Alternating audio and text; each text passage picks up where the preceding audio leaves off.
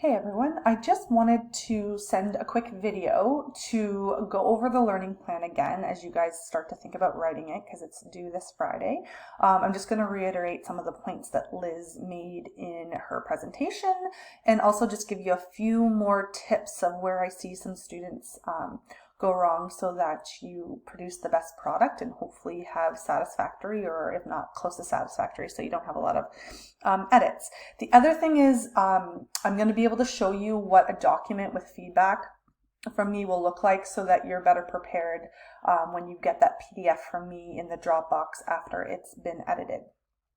So what I did was I opened up the empty template for the learning plan and just added comments and feedback in it for direction of what to think about when you're doing your learning plan. Attached to this email will be this document, so you can use that to help you write your learning plan. I'm not going to go over too much of the title page. I think it's pretty explanatory.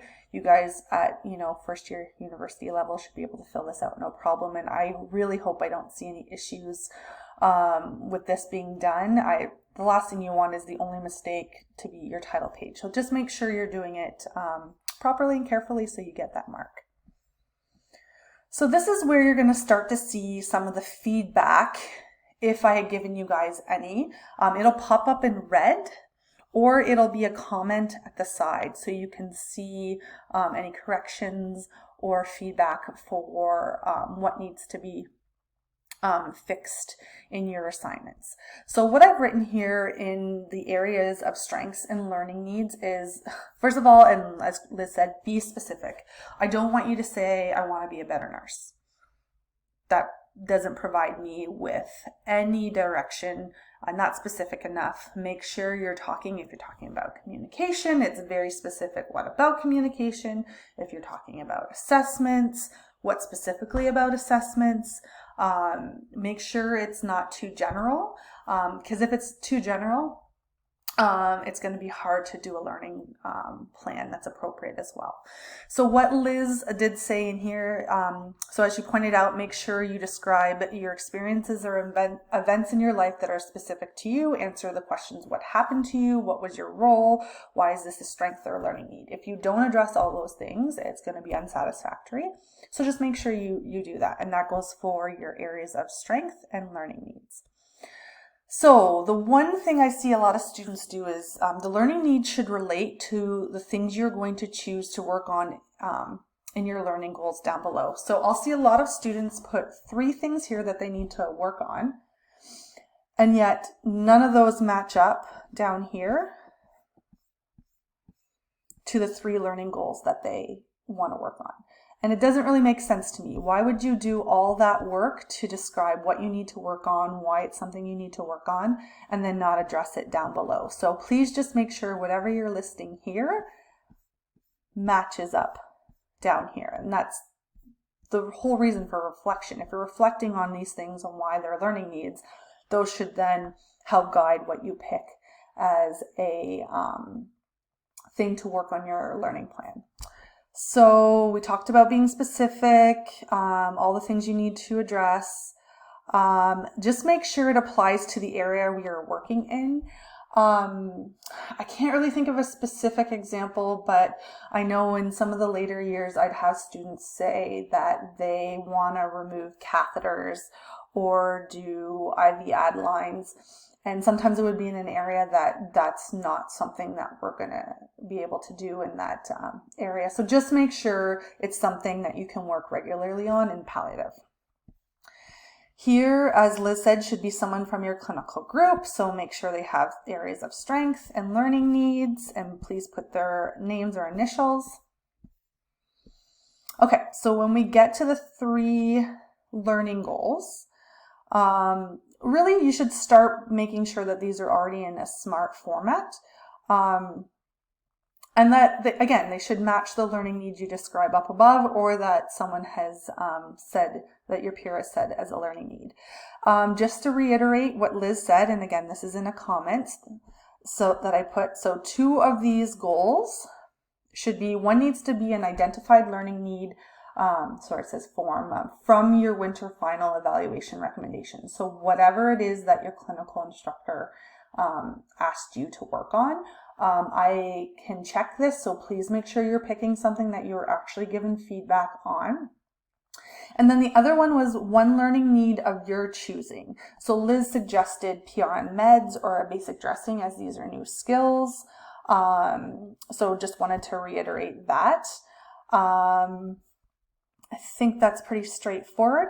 So then again, and I've seen it happen where students will pick 3 goals and then those goals don't match what they end up doing their learning plans on. So please just make sure it flows. It makes sense. You reflect on what you need to work on, you list those 3 goals, and then you pick 2 of those things to do your learning plan on. So go over each point for your goal. Liz, again, provides you with documents, and in the presentation talks about SMART goals. So is it specific? Is it measurable? Is it something that you can measure? Is it attainable? We only have 2 weeks. Is this something that you're going to be able to get done in 2 weeks, or at least get halfway done? Is it realistic? So if you're saying things like an IV ad line, starting an IV, those are things that aren't in your scope and aren't things you're going to be able to do. So no, that's not a realistic goal. And timely. Is it something that you can get done in the amount of time that we have? Make sure you are picking the CNO practice documents. So make sure you know how to find them. And you can have more than one here if you feel that it works.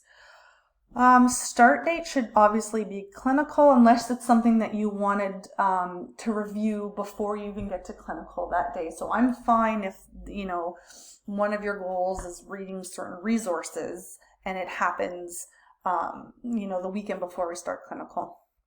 Expected completion date should obviously be nothing after consolidation ends. I hope that goes without saying, but just to put it out there. So just a few things that I like to point out is your activities and time frame should go in the order you would do them. So, if you're learning a new skill, you should review documents or chapters or, lab materials, or go to practice lab before you go and ask the teacher to do it in class. Like, I wouldn't say, okay, I want to do IVs, go practice an IV on a real patient with my clinical instructor without having done the readings, read up on the theory, go to practice lab. So just make sure things flow in an order that makes sense of how you would learn or get to do that goal. Be specific about resources. So I don't want you to just name a textbook and that be it, because that doesn't show me that you have put some thought into what specific parts of the textbook you need to meet that goal. So if it's a skill, make sure you find the chapter, the specific pages, so I know you are actually knowing which part of the chapter you are going to be reviewing. This isn't a make work project. This is something to make sure that you guys are meeting your learning goals, and I expect you to be doing it. So if you're putting a chapter, if you're putting slides, if you're talking about lab materials, be specific about what parts of those resources you're referencing. Practice labs, when and where, because I don't want you to say I'll go to a practice lab and then I find out there isn't one. You need to know the times. Resources can be many things too. Think about feedback. Who might give you feedback so that you can learn? There's Blue Water Health documents or policies. So if you are thinking about medications or dressings, there's documents and policies that I can help you access and that we should be accessing before we give anything out, because you want to make sure you're following the organization's policies. And I can help you with that, but think about some other things. You can name videos you would watch. I just don't want to see anything from YouTube, because there's no way of knowing its best practice, if it's something Canadian we can use. So please, if you're naming a video, name the source where it's coming from, and I'll be checking to make sure it's reliable. I think that covers that. And then the last thing is just evaluation strategies. So how will I know that I've met my goals? So the way I like to teach this every year is good ways of thinking about this is, what are things you will know you'll be able to do that you couldn't do before this learning plan, so that it shows that you've grown. So if I was evaluating you, I was watching you saying doing IVs, what would I see you doing now that you wouldn't be able to, that you couldn't do or didn't do very well at the start of the semester? What can you do? What knowledge would you have? What might you be able to name off? What policies would you be able to find faster? What skills could you do more proficiently? Think about feedback. Would you be getting more positive or negative feedback? Could it be from me? Could it be from a co-assign? And then, like I said, proficiency, timing, and completing a task. How would you see changes in this if you were meeting your goal, if this applies? So if you're looking at becoming more proficient at your assessments, would it take longer? Would it be shorter? Would you be able to do it in an amount of time that's, gives you enough time to do it and then be able to formulate some critical thinking? So those are all just some things to think about. When you do this, I want to see you list 3 things in your evaluation that you would see yourself doing differently if you are meeting your learning goals. This is just everything I just talked about applies obviously to goal number 2. And then with referencing. So please make sure you're following APA referencing. I do check these carefully, and not doing correctly will result in resubmission. And again, you don't want that to be the only thing that you've done wrong. So any C&O documents that you have to refer to, any books, resources you'll be using. So I think that quickly covers it.